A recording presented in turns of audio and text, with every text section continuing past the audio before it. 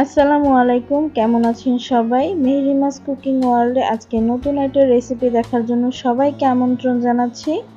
আজকে রান্না করব চিংড়ি মাছ দিয়ে কলার মোচা। কলার মোচা অনেকে রান্না করতে পারেন বা যারা নতুন রাঁধুনি আছেন তারা হয়তো রান্না করতে পারেন না। আজকে তাদের জন্যই আমার এই রেসিপিটা খুবই সহজভাবে দেখিয়েছি। আশা করছি আপনাদের সবার ভালো লাগবে।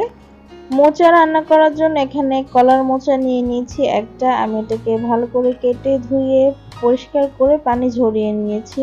মোচা কিভাবে কাটতে হয় সেটা না জেনে থাকলে কমেন্টে জানাবেন, আমি আরেকটা ভিডিওতে আপনাদের সাথে শেয়ার করার চেষ্টা করব। আর লাগছে এখানে নারকেল বাটা, আর নারকেল বাটাটা অবশ্যই এখানে প্রয়োজন, তো আমি নারকেল বেটে নিয়েছি।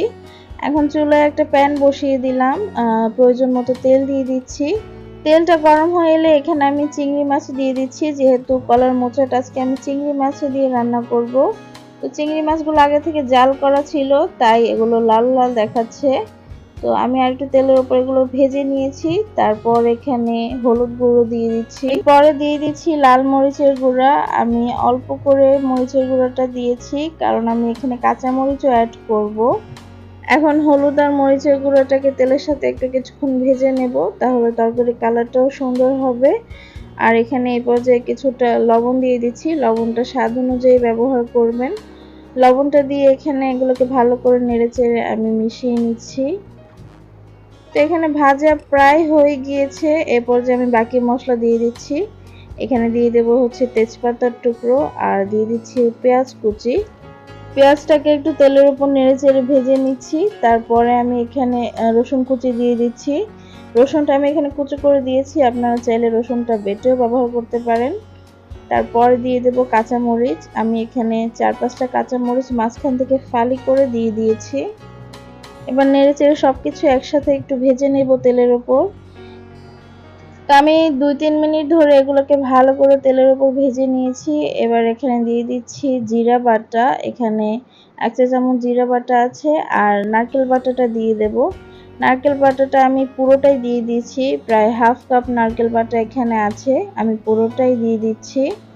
এই অবধি আমার ভিডিওটি যদি আপনাদের কোথাও ভালো লেগে গিয়ে থাকে তাহলে প্লিজ ভিডিওতে একটা লাইক দিয়ে যাবেন, এবং যারা আমার চ্যানেলে নতুন এসেছেন প্লিজ আমার চ্যানেলটা সাবস্ক্রাইব করে আমার পাশেই থাকবেন। তো বাটা মশলাগুলো দিয়ে দিয়েছি, এবারে আমি সব কিছু নেড়ে চেড়ে ভালো করে কষিয়ে নেব। এখন আমি এখানে কোনো পানি অ্যাড করিনি, তো আমি এটা 5 মিনিট এভাবেই কষিয়ে নেব পানি ছাড়া। তো এটা কষাতে কষাতে একদমই শুকনো শুকনো হয়ে গিয়েছে। এ পর্যায়ে আমি এখানে কিছুটা পানি দিয়ে দিচ্ছি। এর চেয়ে বেশি পানি এখানে দেওয়ার প্রয়োজন নেই, আমরা মোচাটা এই পানিতেই রান্না করে নেব। পানিটা দিয়ে একটু নেড়ে চেড়ে নিচ্ছি।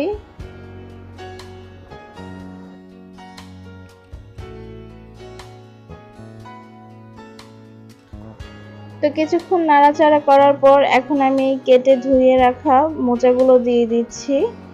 এই মোচাটা থেকে যথেষ্ট পরিমাণে পানি বের হবে, আর তাতেই মোচাটা রান্না করা হয়ে যাবে, ভালো মতো সেদ্ধ হয়ে যাবে। এখানে আর এক্সট্রা কোনো পানি ব্যবহার করার প্রয়োজন নেই। এখন এটাকে মশলার সাথে ভালো করে উল্টিয়ে পাল্টিয়ে একটু মিশিয়ে নিচ্ছি, যাতে পুরোটা মশলাই এটার গায়ে গায়ে লেগে যায়। তো মোচাটা আমার ভালো করে মিশিয়ে নেওয়া হয়ে গিয়েছে। এবার আমি ঢাকনা দিয়ে ঢেকে চুলার আঁচটা একদম লোতে করে রেখে এটাকে 15 থেকে 20 মিনিট পর্যন্ত রান্না করব। মাঝখানে একটু নেড়ে চেড়ে দেব। তো এই যে দেখুন 5 মিনিট পর মোচাটা থেকে যথেষ্ট পরিমাণে পানি বের হয়েছে।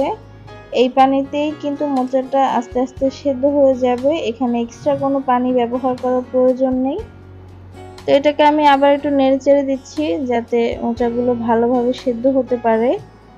তো চুলার আঁচ লোতে রেখে এটা আমি আবার ঢাকনা দিয়ে ঢেকে 15 থেকে 20 মিনিটের মতো রান্না করব। এর মধ্যেই এটা প্রপারভাবে সেদ্ধ হয়ে যাবে। তো এখানে কিন্তু আমার মোচা রান্নাটা প্রায় কমপ্লিট হয়ে গিয়েছে। এখন আমি আর এখানে কোনো ঢাকনা ব্যবহার করব না, ঢাকনা ছাড়াই এটাকে আমি নেড়ে চেড়ে আরেকটু শুকিয়ে নেব, যাতে একটু ভাজা ভাজা হয়।